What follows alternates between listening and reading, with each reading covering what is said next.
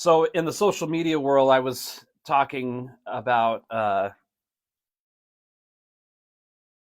especially people who are getting older. uh, they tend to shy away from social media because it's a new way versus an old school way, and because of that, they're resistant to how things work now, and so they want to live in that realm of in the old days. We used to do this, we used to do that, and they get very stubborn about, in order to continue down this path of music and performing and those kind of things, that you have to change with the climate of how it all works. And I'm constantly learning how to adapt myself. Um, and that's why I sought the advice and help of somebody much younger than me who is very, very involved with social media and marketing and things like that, in order to understand and to do things better. And so far, that seems to be working, and I'm constantly refining how that goes. But I'll see. So when it comes to the blame thing, it's not me, it's you. It's the reason it's not working is because it's this other thing. It's this person. It's this technology. It's this, that, and the other. It's always pointing the fingers at something, trying to identify why there's not success or progress happening to move forward with those things. And so the stubbornness just gets rooted into our soul, actually, and is very resistant to changing things. And so when you repeatedly have things not going your way, the common denominator in all of that is you. And that's something I had to realize about myself. As I've had some really great peaks of success, and I've had some stuff that's starting to sustain better. One is I didn't have the knowledge in order to advance faster than I would have liked. But I have been part of that. Well, the reason this didn't happen is because of this over here. The reason this didn't happen is, so now I'm in a mindset of just getting over those walls and over those hurdles. And so social media is one of those things that I notice that people are resistant to, especially if you're older. Like, what does it matter? There was somebody I had a conversation with not long ago, said they see the same people in their news feed over and over and over and over and over. And for a lot of us, that's probably true, because I think the algorithm tends to put in our feed stuff that we interact with the most. On the other side of that coin is, this person had like 300 friends in their Facebook feed, which I have closer to 2,000. I think the limit is still 5,000 friends. I think it's unlimited followers if your page is public, like my page is public. And so this person was like, I see this person posting over and over and over and over again. Well, how many friends do you have? Oh, I have 300. Well, out of that 300, if only half of them are active, that's 150. And then the frequency of how often those people are posting, yeah, you're going to see the same people over and over. And if social media is not important to you, fine. That's fine. Totally fine. I'm just pointing out that it's a great marketing tool. It's a free marketing tool. And there are things that you can put in place in your social media. It doesn't matter what platform you're using, where you can block certain things from appearing in your news feed. Like my news feed on, for example, is almost 100% related to music. Some of it's motocross, because I grew up loving motocross racing and supercross, and I have a motocross bike myself that I wish I could ride, had more time to ride, but I don't. But I kind of grew up in that environment. I didn't race. I'm not a racer, but I love, jumping and things like that. Although, I have to consider my physical condition, keeping that so I can drum. But that's a little side story about motocross. So that my news feed is mostly music and motocross, and occasionally my family and things like that. So so there's one of those things where, oh, people didn't come to my show. Well, what did you do to get people to your show? Well, I told a few friends. Okay, well, in my experience, it's very difficult at 50 to get your friends to come to a bar gig. It might be easier to get younger people there, but you know, just besides all of those different ways of looking at it, if you're not doing anything to promote people getting to your show, then chances are it's going to be thin at best. So social media is a good way to get the word out. And like I mentioned before in a couple talks, in the social media talk, it specifically was, people tagging 99 people at a time is not a very tactful way to do that. And then also now you have that @follows feature, which when I talked about that 2 weeks ago, I think it was 2 weeks ago, I was talking about social media marketing and this being tagged. Like there was another musician in town who had posted about, being tagged multiple times in different things. And I had already been tagged twice in something. And Gary Taggett on here had mentioned, how many times he gets tagged a day in things. And I think when you have a steeper resume like Gary does, people are going to just automatically, Gary's going to come to my gig, or Gary's going to buy my music, or Gary's, going to do all these things for me because of who he is and what he's done. I see my buddy James is here. James, good morning. James also has really great insight on all these things. So if you guys aren't following James, you should. I love watching James's posts on social media. James does these perfect album reviews. They're very short. They're less than a minute. Maybe they're like 30 to 45 seconds long or so. Oh, Ken is here. Ken, I was going to talk about you. Yeah. So, but James does these reviews, these album reviews, these perfect album reviews. It's totally his opinion of the perfect album, and I typically agree with him 100% on the albums that he reviews. Really great stuff. And then James will talk about these records that came out, and I typically go and listen to them that day because it's great stuff. And then, James is another drummer, and he's posting these little shorts of him playing drum fills and, guess this song groove and things like that. And I've been doing some of those same things. And that's what's in my news feed is people like James, people like Gary. I see my buddy Scott's popping on here. Scott is another musician friend and whose content is, by and large, all music related stuff. And to me, it's exciting. And when I see my musician friends out there who are doing stuff and having some success doing it, it's like these little victories, and I get excited for them. It's really, really cool to watch. And so, when people are blaming you for things because they didn't work out, well, if you're not participating in having the tools, and that's going to come back and get you.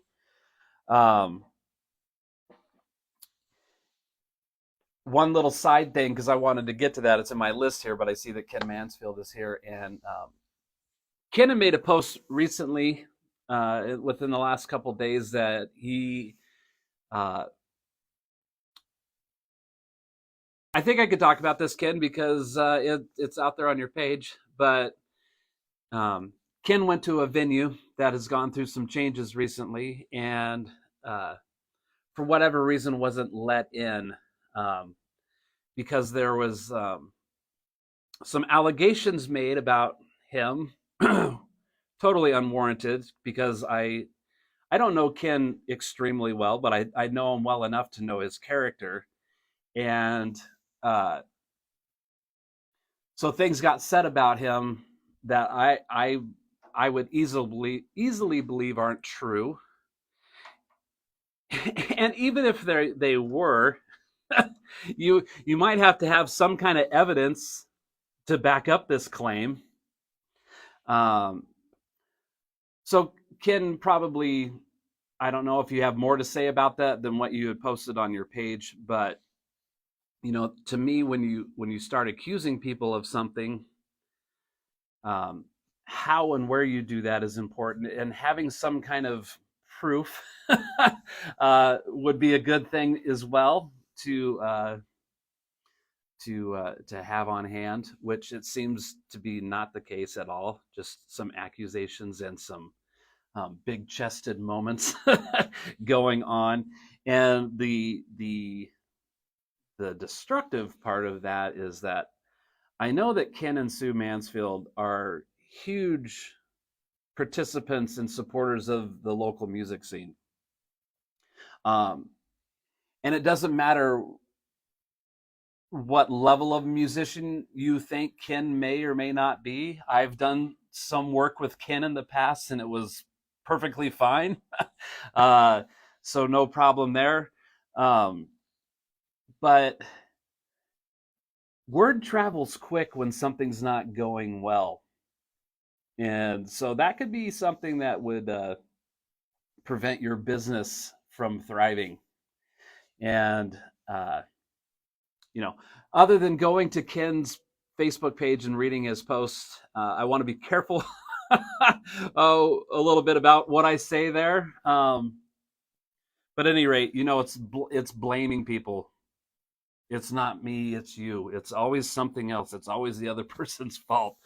So total side trail on that. But so the social media marketing, just to wrap that up, is Ken says he's going to post an update this morning about that. I'll be very interested to see what the latest is on that, Ken. And I think local musicians, and this is a venue too that's trying to attract regional bands, if not national acts. And when things like this are surfacing now, I mean, the sign's barely been changed, if there has been a change in the sign, and the staff and the ownership and all of those kind of things. I think there's just a lot of stuff that doesn't look good happening in this infancy. And I saw that Gary Pike had commented on Ken's post, and Gary was the former general manager of the Knitting Factory, who has since moved away. But Gary smelled something rotten with that scenario as well. Venues and owners, be careful, man, what you start, because I'm going to stop talking. That's what I'm going to do. Gary says, I noticed a pattern of these great players that are up in the early getting at the 5:30 a.m. club. Am I part of the 5:30 a.m. club? Who laughs this much at 7 a.m.? I guess I'm the guy that does that. It's trying to wrap up the social media marketing, like people being resistant to that, and at the same time blaming everybody because they're not coming to their show or what have you. The other thing I talked about was being fired from your band, or having to fire somebody from the band, and navigating around those kind of things can be very, very tricky. Again, that stubbornness is just inside of people, and it's like being a musician. There's so much emotion involved with it, because it's an emotional thing. It's trying to have this line between the emotional aspect, the artist side of playing music, and then the business side of playing music. And then how do we handle our business is going to affect how we deal with things emotionally. And, when having my own landscape business in the past and having employees, I had to hire and fire people.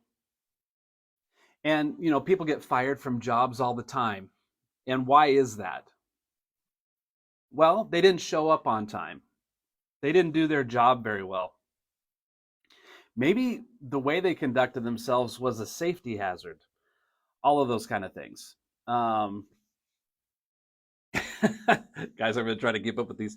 But anyway, so you get fired from jobs because of those kind of things. I don't think it's really that different from being in a band, other than there's so much emotion attached to it. Like if you're in a band full of sober people and you're the drunk, you might not last very long in the band. But that person with the problem is going to blame everybody else except for themselves. It's just accepting responsibility for the situation and then deciding how am I going to conduct myself going forward to prevent that from happening again. It's what is that saying? Basically doing the same thing over and over and over, expecting a different result. I think there's a more elegant way of saying that, which I can't think of at the moment. But when something's not working and it keeps failing, you have to make some kind of change in that. And then last week I talked about having a plan A and a plan B, and that usually if you have a plan B, you're going to default and go with the plan B because that's the safe thing to do. So you make this choice to take the safe way, and then you look at people who did their plan A and they have, well, that guy got to do this and that guy got lucky. That word lucky rubs me the wrong way. The people that you look at that have success or have had some really great success or are just really great players, or they're definitely a cut above when you see and hear them play. Those kind of people's, well, they got lucky. Not really.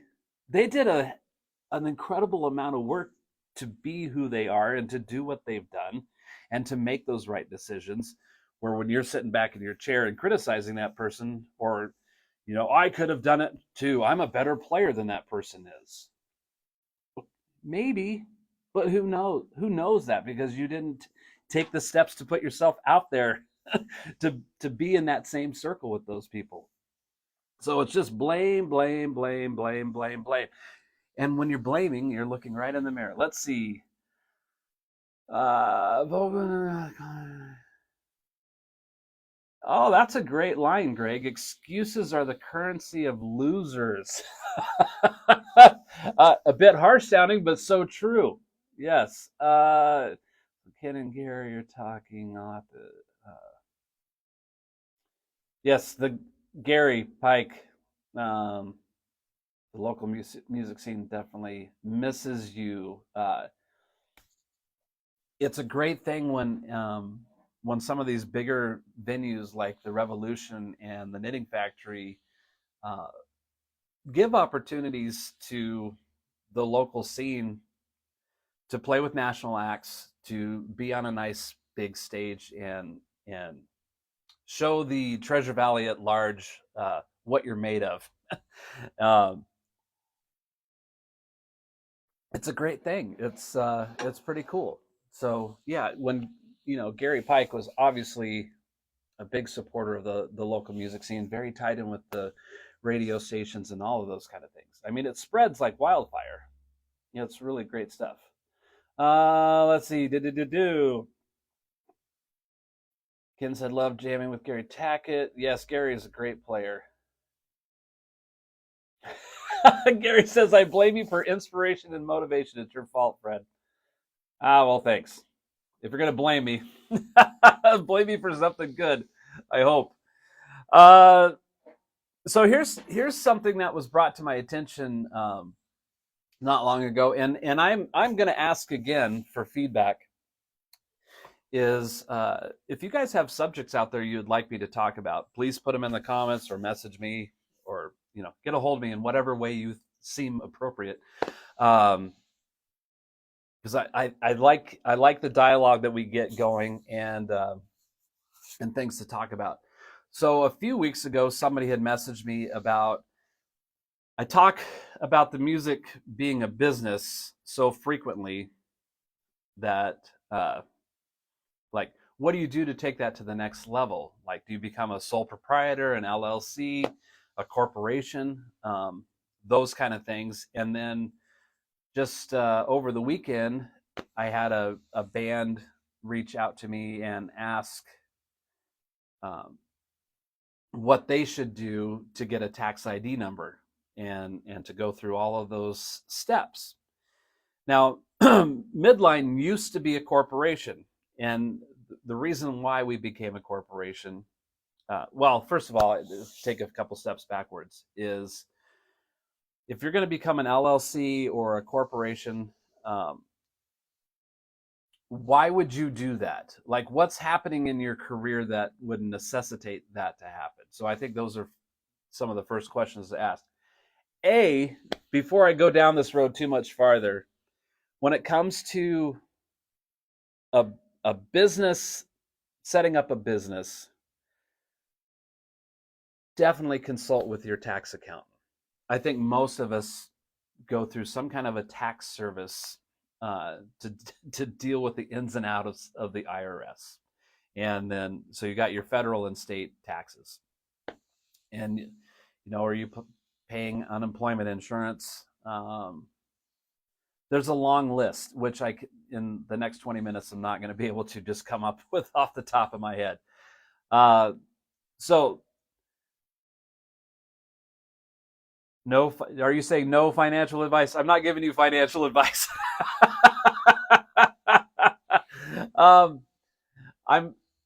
I'm just answering a question, Scott, from somebody. Like, first of all, if you have those kind of questions, you should definitely consult your tax accountant. Not me. But there's like this band that reached out to me and asked this question, and the question was also proposed to me by some musician friends who live in Michigan. Yes, it's my disclaimer.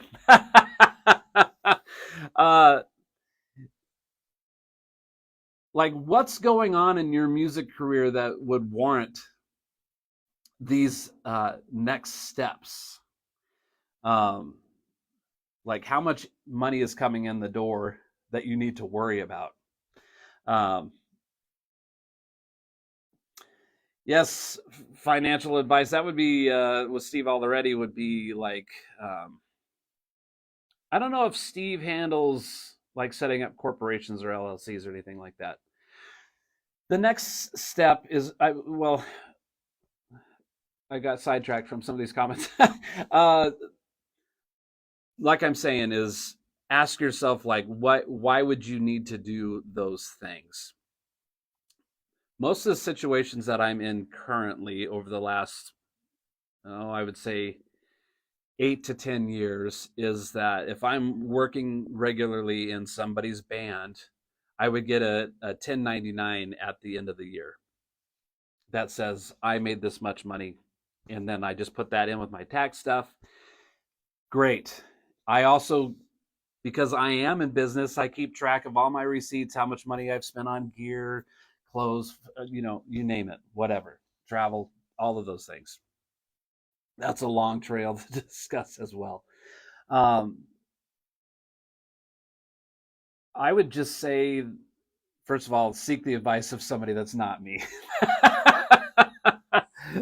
Your tax guy is the perfect guy to ask those questions. But the question remains is like, how much money is coming in that you think you need to worry about that?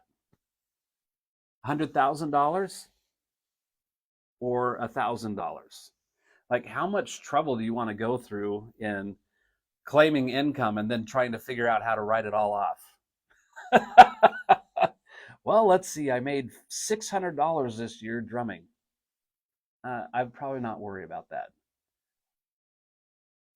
I made $1 million this year drumming. Yeah, you're going to need to take care of some business. So where is that line for you? I don't know. But,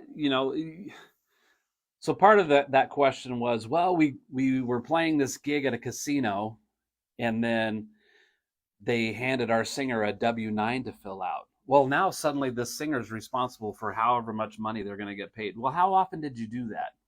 Once in the whole year, or did you do it 50 times that year? Those are the kind of questions that you need to decide, like, is this worth the trouble or not to go through all this paperwork? And then you have another thing to give the tax guy. Okay, now you have your personal taxes. Now you have your business taxes that need to be handled as well. Yeah. So it's not that you shouldn't. It's not that you couldn't. But is there a benefit to doing that? And one person that had asked me, well, when we sell our music online, we all want to be paid. Again, how many people want to be responsible for a little piece of something? I would just say that if you're writing and recording music together as a band, then and you're registering those works with the Copyright Office and through CD Baby or DistroKid or those kind of things, it's free through BMI to get your BMI number associated with those works. That's a whole nother discussion, I guess you could go down. The other thing is, I see a handful of people here watching who have done this way more than I have. So you can solicit advice from them if you want. I'm not guarantee they're going to respond, but you can always ask questions. Timber's on here. I know that last year I was allowed to pay out $2,000 without a 1099. Okay, cool. Yes, James says, always better be safe than sorry. Get help from a tax professional. Exactly. That's my biggest disclaimer, like Scott was saying. Solicit advice from people who know more than you and who are in the business of that. I don't mind people asking me questions, but I'm going to direct them that way. All I can speak is what my personal dealings was. Midline used to be a corporation. There was a lot of stuff happening for Midline for about a 10-year period. We were touring a lot, 150 to 180 shows a year. We were doing a lot of stuff. There was some money coming through the door, and there was a lot of expense going out the door. It's almost like watching money come in and watch it go out that you never even touched. Those kind of things. We were signed to a management company. We were signed to a record label. All of that stuff can get messy really, really fast. So, lawyers. Lawyers are involved. And so, in a way to protect ourselves personally, it was all about where liability was going to lie if something went wrong. And so we were putting all the liability on top of the band, not on us as individuals. And again, when we did that, it was all through professional advice from people who do that for a living. and weaving around through all of that stuff is like trying to find the corner in a round room blindfolded. So it's really great to have people who know what they're doing to help you out. So if you're at that point in your career where you think, I might need to do these things, pick up, you can go, there's so many different ways to look at that, getting online, just Google searching, those questions. A lot of times you can start finding the steps that are going to lead to your answer. There's the small business, the name just escaped me. Idaho Small Business Association, I think, is one of those that can help direct you. Let's see.